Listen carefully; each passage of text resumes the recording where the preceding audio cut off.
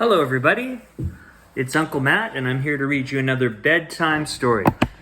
And today's bedtime story is The Berenstain Bears Think of Those in Need by Stan and Jan Berenstain.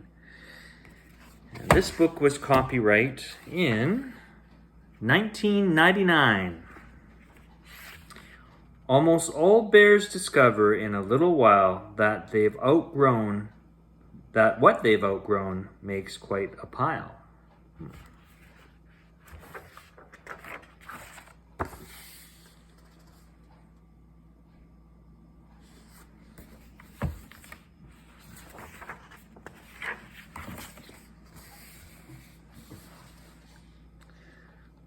The bear family enjoyed the good things in life as much as anyone else. They enjoyed good food and good times.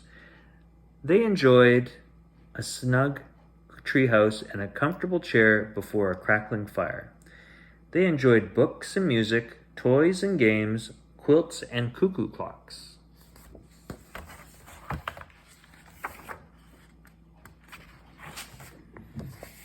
But sometimes it seemed, especially to Mama, that perhaps the bears were enjoying too much of a good thing. It was also clear to Mama as she managed the treehouse that they had a problem that came under the heading of too much stuff.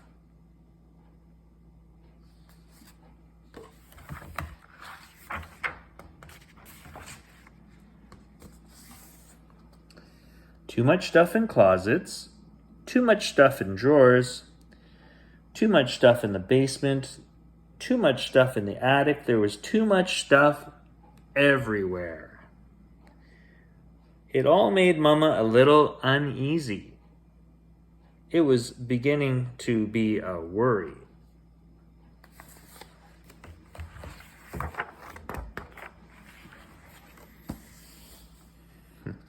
Papa thought there was too much stuff too.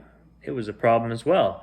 But he was more annoyed than worried. Annoyed about a fast wheels car that brother had left on the stairs and about a squeaky duck that sister had left in the bathtub. But there was so much more on Mama's mind than fast wheels, cars, and squeaky ducks.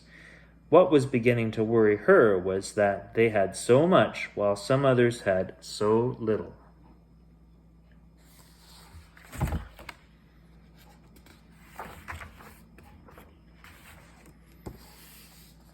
And, as sometimes happens with a worry, when you go to bed it can turn into a nightmare, and that's what happened to Mama.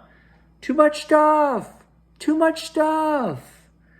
One night she dreamed that all their stuff came to life and poured out of every drawer and closet and nook and cranny in the treehouse, chanting, "Too much stuff!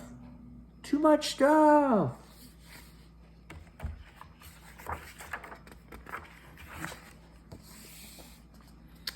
"What's the matter?" asked Papa, and Mama woke up screaming. "It was just a dream, my dear," Mama said, but though it was just a dream, she knew what she had to do. The next morning at breakfast, she made an announcement. "This family," she said firmly, "has altogether too much stuff. It's time to get rid of some of it." "Stuff?" said Brother. "What sort of stuff?" "Stuff like dolls with no heads," Mama said, "broken airplane models, old puzzles, games that nobody plays, and a fast wheels car on the stairs and squeaky ducks in the bathtub," chimed in Papa.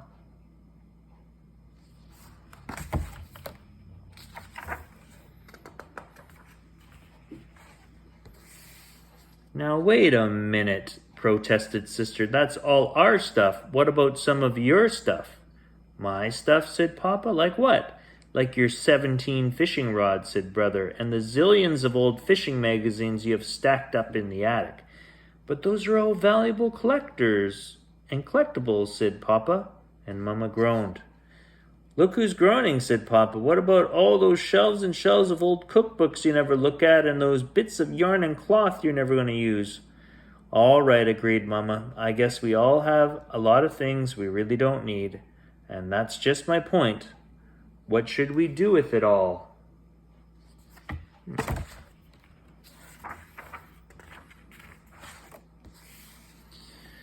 bear family thought for a moment. "Hey," said Brother, "let's have a yard sale and make a fortune." "Yeah, great idea," agreed Sister and Papa. But that was not what Mama had in mind. She had been thinking more and more about all those folks who had so little, especially with Christmas coming on. But what could the bear family do?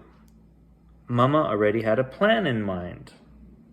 First, she had Papa and the cubs go through all the stuff and make 3 piles. In one pile was things like old board games and puzzles, in another all their forgotten but still good toys and sporting goods, and in another clothes and furniture, extra cookbooks, and unused fishing rods.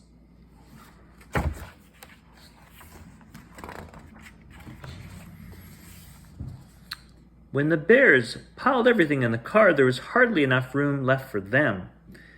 "Where are we going?" asked Sister. "First stop," said Mama, "is the old bear's home." The old bear's home was where older bears went to live when they needed help taking care of themselves. Nurses and doctors looked after them and made sure they were in good health. But sometimes the older bears got a little lonely and bored. They liked visitors and things to do.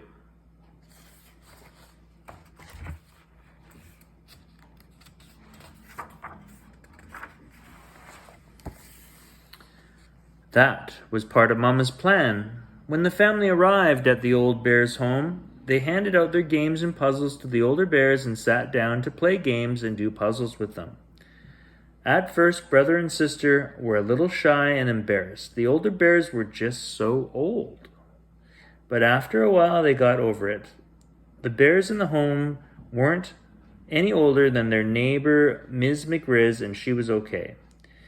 Soon they were having a fine time, and so were the older bears. They were all sorry when it was time to leave.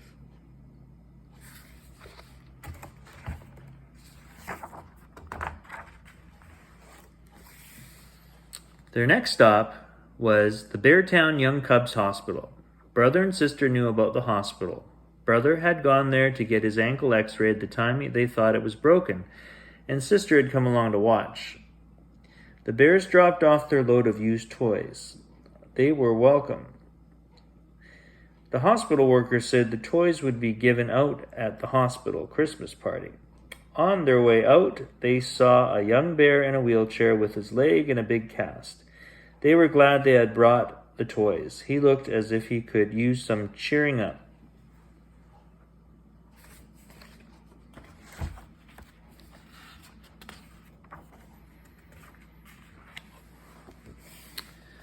Their last stop was the Beartown Bears Who Care store. This was a store that sold things to raise money for needy bears who needed warm clothes and good food.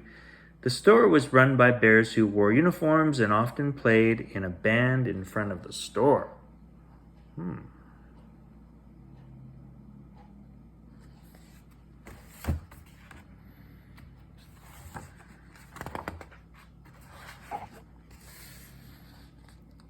The bears lugged all their old clothes and furniture and stuff into the store. On the way, they stopped to sing a few Christmas carols with the band.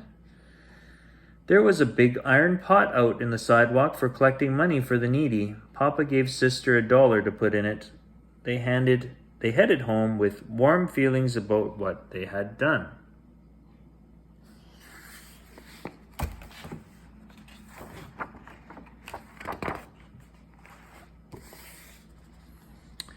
As they drove along, they passed the lighted windows of the Beartown department store. They were beautifully decorated for Christmas.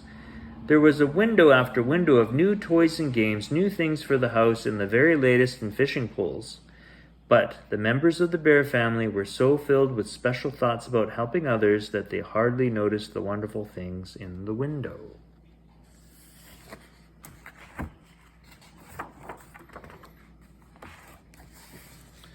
Except maybe out of the corners of their eyes.